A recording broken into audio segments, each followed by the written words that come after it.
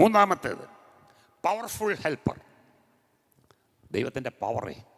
So powerful helper. ഈ കർത്താവ് ജനിക്കുന്നതിന് 700 സംവത്സരങ്ങൾക്ക് മുമ്പ് യെശയ്യാ പ്രവാചകൻ യേശുവിനെ വിളിച്ചത് എന്താണെന്നറിയാമോ? വീരനാം ദൈവം. യെശയ്യാ 9:6 പറഞ്ഞു, അവൻ ആരാണ്? അവൻ വീരനാം ദൈവമാ. ഹല്ലേലൂയ. അവൻ്റെ വീര്യഭുജമൊന്ന് ഉണർത്തിയാൽ അതിൻ്റെ മുമ്പിൽ ആർക്കാ നിൽക്കാൻ പറ്റുന്നത്? ആർക്കും നിൽക്കാൻ പറ്റത്തില്ല. സ്തോത്രം. ഹല്ലേലൂയ. യെശയ്യാ പ്രവചനം 14-ാം അധ്യായം 26-27 വാക്യങ്ങൾ. സർവഭൂമിയെ കുറിച്ച് നിർണയിച്ചിരിക്കുന്ന നിർണയം ഇതാകുന്നു: സകല ജാതികളുടെയും മേൽ നീട്ടിയിരിക്കുന്ന കൈ ഇതുതന്നെ. സൈന്യങ്ങളുടെ യഹോവ നിർണയിച്ചിരിക്കുന്നു, അത് ദുർബലമാക്കുന്നവനാർ. അവൻ്റെ കൈ നീട്ടിയിരിക്കുന്നു, അത് മടക്കുന്നവനാർ.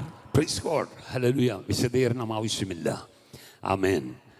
ദുർബലമാക്കാൻ കഴിയത്തില്ല. സ്തോത്രം. അത്രയ്ക്കും ശക്തിയുള്ളത്. ഹല്ലേലൂയ. ദൈവമാണ് നമ്മുടെ ദൈവം. സ്തോത്രം. 24-ാമത്തെ വാക്യോടെ വായിച്ചേരെ. സൈന്യങ്ങളുടെ യഹോവ ആണയിട്ട് അരുളി ചെയ്യുന്നത്, ഞാൻ വിചാരിച്ചതുപോലെ സംഭവിക്കും, ഞാൻ നിർണയിച്ചതുപോലെ നിവൃത്തിയാകും. 43-ാം അധ്യായം 13-ാം വാക്യം.